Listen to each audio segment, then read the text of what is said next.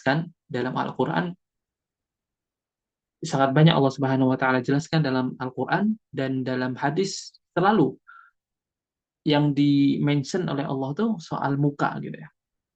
Maka dari itu yang dijelaskan dalam surah Al-Qiyamah, dalam surah Al-Qiyamah surah 75 ayat 22 ayat sampai 25.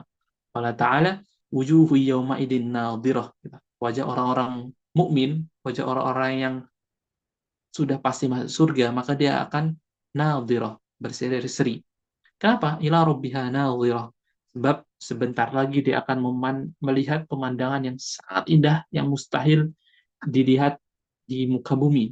Dan itu menjadi puncak kenikmatan seseorang, yaitu melihat Allah Subhanahu wa Ta'ala, melihat wajah Allah Subhanahu wa Ta'ala. Wa wujuhu yawma idin basirah. Dan wajah orang-orang kafir, wajah-wajah orang penghuni neraka itu muram, sedih. Tazunnu ay yuf'ala biha faqirah. Karena mereka yakin setelah ini dia akan mendapatkan azab malapetaka yang sangat dahsyat. Maka kita jangan cuma meminta di dunia ini Allah Subhanahu wa taala jaga hati kita, dan kita memohon kepada Allah Subhanahu wa taala semoga Allah Subhanahu wa taala memberikan kita wajah yang berseri-seri di akhirat kelak. Sebab suatu hari kelak kita berharap kita dipilih oleh Allah Subhanahu wa taala untuk menjadi salah satu dari hambanya yang bisa melihat keindahan wajahnya. Nah, baik Bapak Ibu yang insyaallah selalu dirahmati oleh Allah Subhanahu wa taala. Insyaallah pada kajian malam ini saya akan sedikit membahas tentang tafsir atau tadabbur surah Ar-Rahman. Surah Ar-Rahman. Mungkin hanya satu, dua, atau tiga ayat saja. Yang setidaknya ini akan memberikan kita banyak pelajaran sih tentang inti dari surah Ar-Rahman itu. Seperti itu. Dan insya Allah tidak lama, mungkin sebelum jam 9 kita sudah selesai. Nah, Bapak Ibu yang insya Allah selalu dirahmati oleh Allah Subhanahu wa taala. Kita tahu bersama bahwasanya Ar-Rahman gitu ya. Ar-Rahman itu surah yang turun yang berkategorinya surah Makkiyah yang turun sebelum hijratun Nabi Shallallahu Alaihi Wasallam. Nah, Ar-Rahman, Rahman biasa disebut sebagai suratun ni'mah, surah dengan penuh kenikmatan. Kenapa? Ya memang karena Allah Subhanahu wa taala menjelaskan surah Ar-Rahman, ayat-ayatnya itu banyak banget menjelaskan tentang kenikmatan, baik kenikmatan di dunia terlebih dan bahkan mayoritas kenikmatan di akhirat. Maka dari itu, sampai-sampai Allah Subhanahu wa taala mengulang sebanyak 31 kali atau dengan 32 kali ayat fabi ayyi ala'i rabbikuma tukadziban. Maka nikmat mana lagi yang kau dustakan, itu diulang berpuluh-puluh kali. Kenapa? Sebab kenikmatan yang Allah Subhanahu wa taala jelaskan dalam surah tersebut itu sangat banyak. Dan kita mungkin sampai kalah fokus ya gitu, dengan kenikmatan yang Allah Subhanahu wa taala jelaskan tentang surga, tentang detail kenikmatan di surga, ada sungai yang mengalir dengan berbagai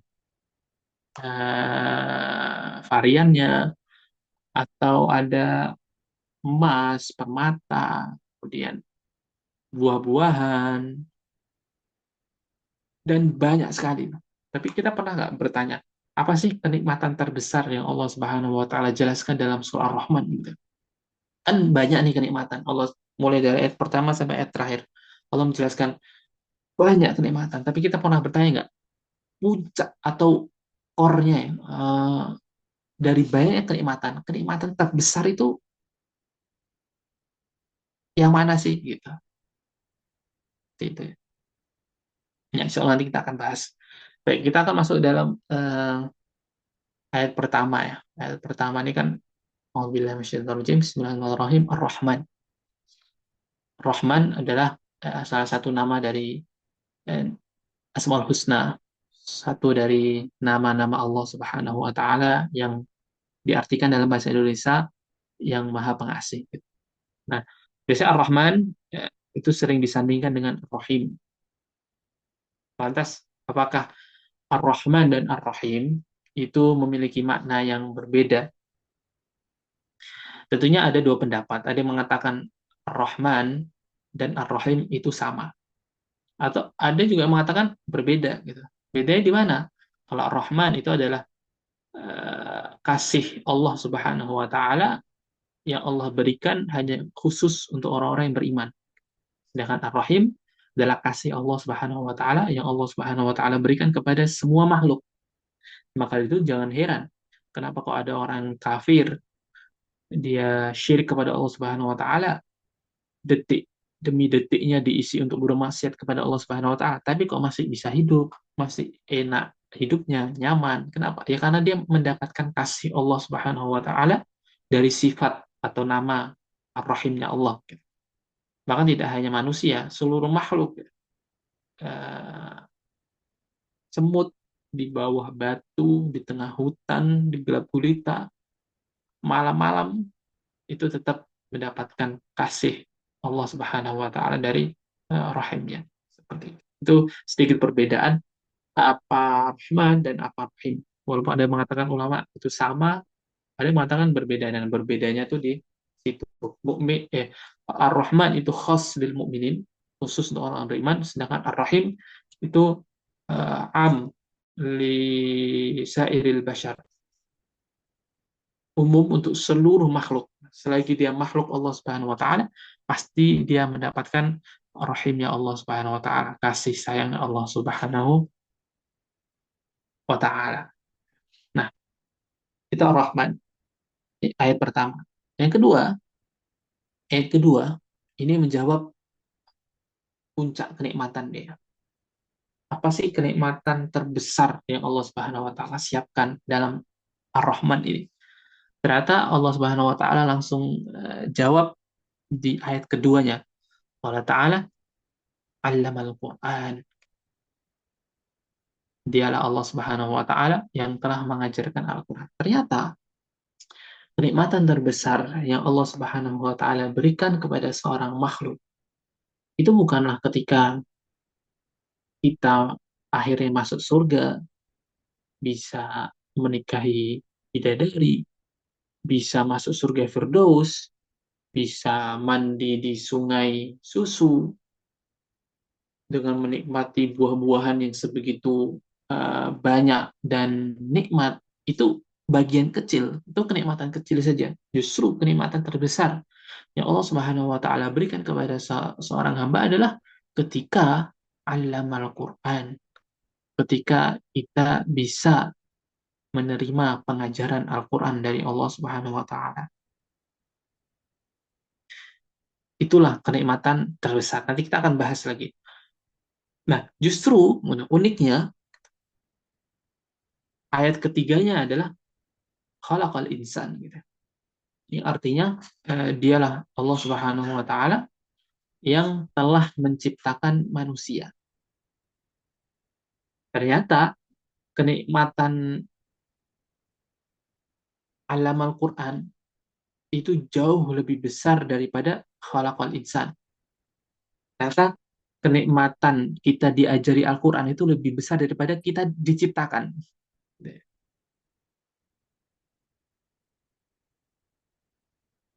Bahkan ada orang mengatakan, guru saya berkata, kan kalau logikanya nggak masuk ya, bagaimana Allah Subhanahu wa taala mengajarkan Al-Qur'an sedangkan Allah belum menciptakan? Kan alamal Quran dulu, ayat kedua, baru yang kedua khalaqal insan. Baru Allah ciptakan, Allah ajari dulu baru Allah ciptakan. Seharusnya kan ciptakan dulu, khalaqal insan dulu, baru alamal Quran, baru bisa diajarin. Maka apa hikmah dari ayat tersebut? Seakan-akan Allah Subhanahu wa taala ingin memberitahu kepada kita, seseorang yang ketika dia tidak menerima Al-Quran, tidak uh, seseorang ketika dia tidak menerima Al-Quran, tidak mau pelajari Al-Quran, tidak menjadikan Al-Quran dari bagian dari hidupnya, maka dia seakan-akan tidak diciptakan oleh Allah Subhanahu wa taala. Saya ulangi, Apa hikmahnya kok Allah Subhanahu wa taala mendahulukan alamal Quran baru khalaqal insan, baru Allah ciptakan? Hikmahnya adalah karena Allah Subhanahu wa taala ingin memberitahu seseorang yang dia tidak alam Al-Quran, dia tidak mempelajari Al-Quran, membaca Al-Quran, tidak mentadaburi Al-Quran, tidak menjadikan Al-Quran sebagai pedoman hidup, maka dia seakan-akan tidak diciptakan oleh Allah Subhanahu wa taala. Maka dari itu, beberapa ayat di Al-Quran, Allah Subhanahu wa taala jelaskan Al-Quran itu bagaikan ruh. Maka jiwa itu akan mati ketika tidak ada ruh. Maka hati pun dan diri kita itu juga akan mati apabila tidak ada Al-Quran. Sebagaimana yang Allah Subhanahu wa taala jelaskan dalam surah 42 ayat 52. Allah Ta'ala, وَكَذَلِكَ أَوْحَيْنَا إِلَيْكَ رُوحًا مِّنْ أَمْرِنَا مَا كُنْتَ تَدْرِي مَا الْكِتَابُ وَلَا الْإِيمَانُ وَلَكِنْ جَعَلْنَاهُ نُورًا نَهْدِي بِهِ مَن نَّشَاءُ مِنْ عِبَادِنَا وَإِنَّكَ لَتَهْدِي إِلَى صِرَاطٍ مُّسْتَقِيمٍ. Dicatat ya, eh, surah 42 ayat 52. Surah 42 ayat 52. Gampang, 42 52. Ini ayat yang sangat bagus yang harus kita pelajari, harus kita baca, harus kita tadabburi dan kita ambil pelajaran. Allah Subhanahu wa taala eh, menamai Al-Qur'an di ayat ini dengan ruh, dengan ruh. Wakadzalika auhayna ilaika ruhan min amrina. Maka, maka demikianlah kami mewahyukan kepadamu Nabi Muhammad SAW ruh, yaitu Al-Quran. Maka kembali lagi tadi, memang Al-Quran itu bagaikan ruh. Kalau eh, ruh itu kan bahasa Indonesia nyawa ya. Kalau hidup kita tidak ada nyawa, kita akan mati. Maka hati kita dan kehidupan kita di dunia kalau tidak ada ruh atau tidak ada Al-Quran, maka bagi Allah Subhanahu wa taala adalah tidak hidup gitu, alias mati. Wadzalika wahayna ilaika ruhan min amrina.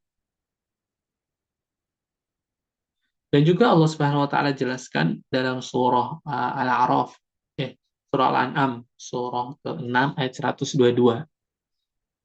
Tadi ayat pertama 4252, 4252. Saya ketik ya. Ayat pertama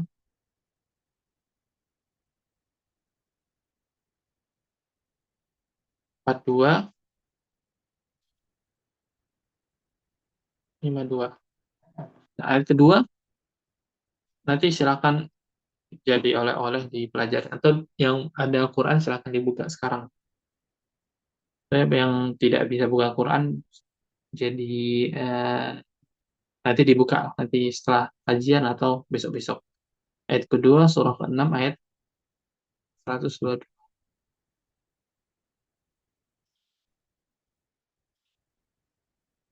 Tadi ayat pertama ini kan Allah Subhanahu wa taala menjelaskan wa kadzalika wahayna ilaika ruham min amrina.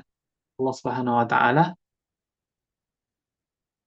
menamai menamai Al-Qur'an sebagai ruh karena seseorang dia akan mati menurut kacamata Allah Rasulnya ketika dia tidak berquran. Kemudian yang kedua Al-An'am ayat 122. Apa kata Allah? Afaman kana maitan fa ahyainahu wa ja'alna lahu nuran yamshi bihi finnas. Ini lebih mantap lagi ayatnya. Bahwasanya apa kata Allah? Apakah afaman kana maitan? Apakah orang yang sudah mati fa ahyainahu kemudian kami hidupkan wa ja'alna lahu nuran dan diberi dia cahaya yang membuatnya dapat berjalan di tengah-tengah di tengah-tengah orang banyak. Intinya sebelum kita menerima Al-Quran, gitu ya, sebelum kita menerima hidayah Al-Quran, itu kita menurut Allah dan Rasulnya kita sebagai seperti mayit, afaman kana maitan. Sampai akhirnya kita menerima Al-Quran, kita mau pelajari Al-Quran, kita mentadabburi Al-Quran, kita berusaha untuk mengamalkan Al-Quran, maka kita fa'ahyainahu, maka kita akhirnya hidup gitu. Dan tidak hanya itu, waja'alna lahu nuran yamshi bihi finnas. Dengan Al-Quran itu membuat kita hidup dan kita berusaha berjalan di tengah-tengah masyarakat sebagai cahaya. Maka sering saya sampaikan kepada teman-teman yang di pondok pesantren, yang Allah Subhanahu wa taala izinkan untuk menghafal Al-Qur'an, yang Allah Subhanahu wa taala izinkan untuk terus belajar Al-Qur'an, jadikanlah Al-Qur'an yang Allah Subhanahu wa taala berikan kepadamu seperti cahaya di tengah kegelapan itu.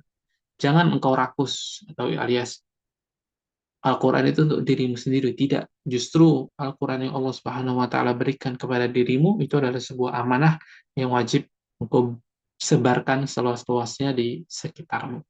Sebab kita ini dulu juga sebagai seorang mayat, walaupun kita hidup, tapi sebelum kita berquran ini kita aja hanya sebagai seorang mayat yang akhirnya Allah Subhanahu wa Ta'ala beri Al-Quran, akhirnya Allah hidupkan kita. Kemudian yamshi bihi finnas. Kemudian kita berjalan di tengah-tengah masyarakat untuk menyampaikan amanah Al-Quran. Maka setidaknya tadabbur Ar-Rahman mulai ayat 1, 2, dan 3 ini menumbuhkan rasa kecintaan kita dan kebergantungan kita kepada Al-Quran. Ternyata mungkin sebelum ini kita salah mengira bahwasanya mungkin mungkin ada yang masih mengira bahwasanya kenikmatan tuh ketika di rekening ada 1 miliar.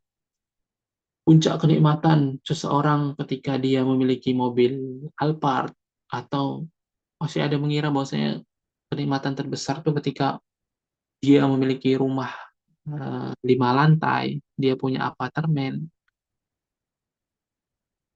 Ternyata puncak kenikmatan yang Allah Subhanahu wa taala berikan atau puncak kenikmatan yang hamba atau manusia bisa dapatkan adalah ketika dia bisa hidup bersama Al-Quran, ketika dia setiap hari bisa baca Al-Quran, ketika dia di malam hari bisa mentadaburi Al-Quran, ketika dia dalam hidup bisa berusaha mengamalkan isi Al-Quran, bahkan syukur-syukur bisa memperjuangkan Al-Quran, disitulah letak kenikmatan terbesar yang manusia dapatkan di situ. Sebagaimana Allah Subhanahu wa taala jelaskan dalam surah Ar-Rahman, ternyata kenikmatan surga yang sebegitu megahnya, yang kenikmatan tersebut mustahil kita dapatkan di dunia, itu tidak ada apa-apanya dibandingkan dengan kenikmatan yang Allah jelaskan pertama di ayat tersebut, di surah tersebut, yaitu Allamal Quran. Maka dengan sedikit tadabur ini membuat kita ternyata kita harus muhasabah. Mungkin sebelum ini kita salah, dan akhirnya dengan muhasabah itu membuat kita semangat untuk lebih intens, lebih dekat, untuk ya lebih dekat dengan Al-Quran. Sebab sebagaimana jelas Allah Subhanahu wa taala jelaskan dalam surah Toha, surah 20 ayat 2. Ayat pertamanya kan Toha. Bismillahirrahmanirrahim. Toha. Ayat keduanya, ma anzalna 'alaikal Qur'ana tashqa. Maksudnya Allah Subhanahu wa taala menurunkan Al-Quran, Allah Subhanahu wa taala mewahyukan Al-Quran kepada Rasulullah Shallallahu Alaihi Wasallam dengan wasilah malaikat Jibril, yang kemudian Rasulullah SAW mengajar kepada para sahabat, kemudian para sahabat mengajarkan kepada para tabi'in, kemudian para tabi'in mengajarkan kepada tabi'ut tabi'in. Ternyata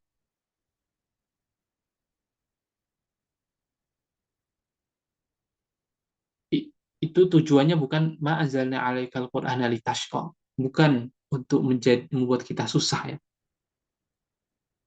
tapi justru sebaliknya membuat kita bahagia, membuat kita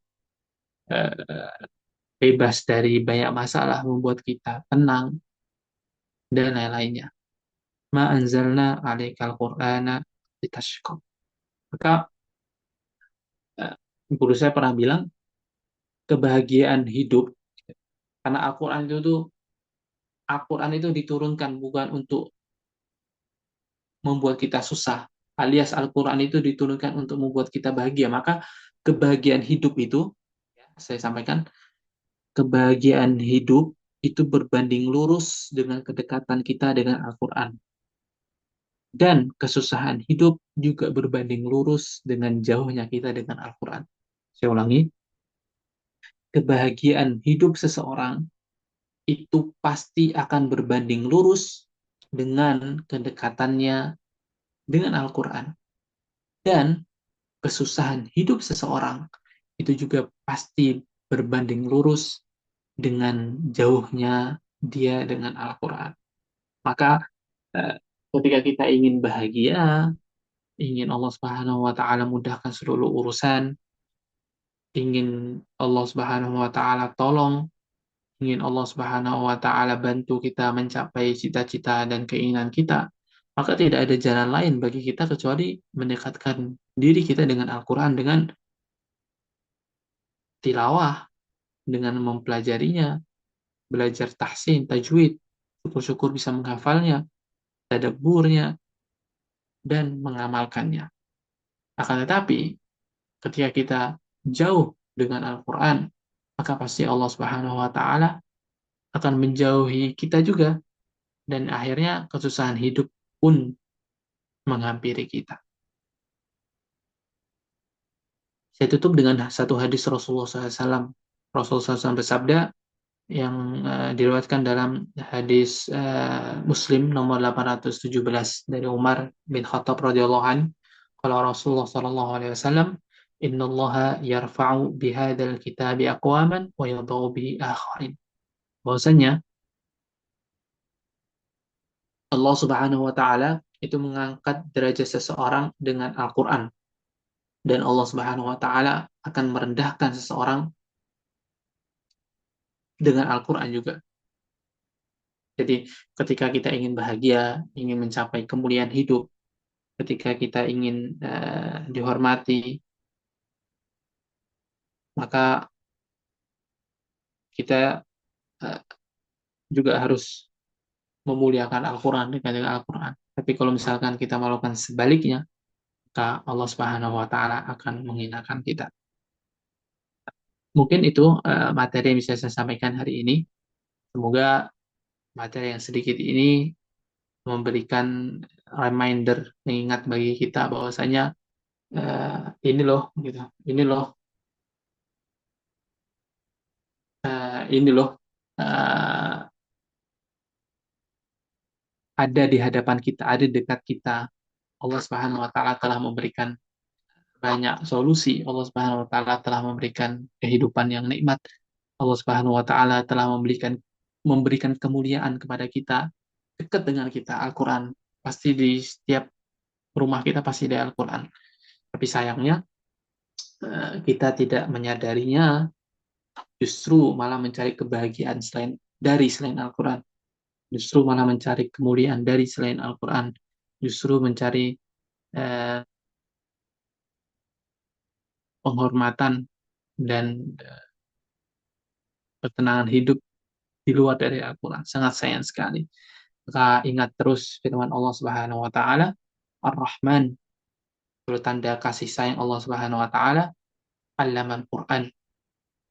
Bahwasanya kasih sayang Allah Subhanahu wa taala nomor satu adalah dengan Allah Subhanahu wa taala mengajarkan kita dengan mungkin ada minni, astagfiru minkum. Ya Allah, saya langsung berikan kepada Isul Jalsa. Fadol.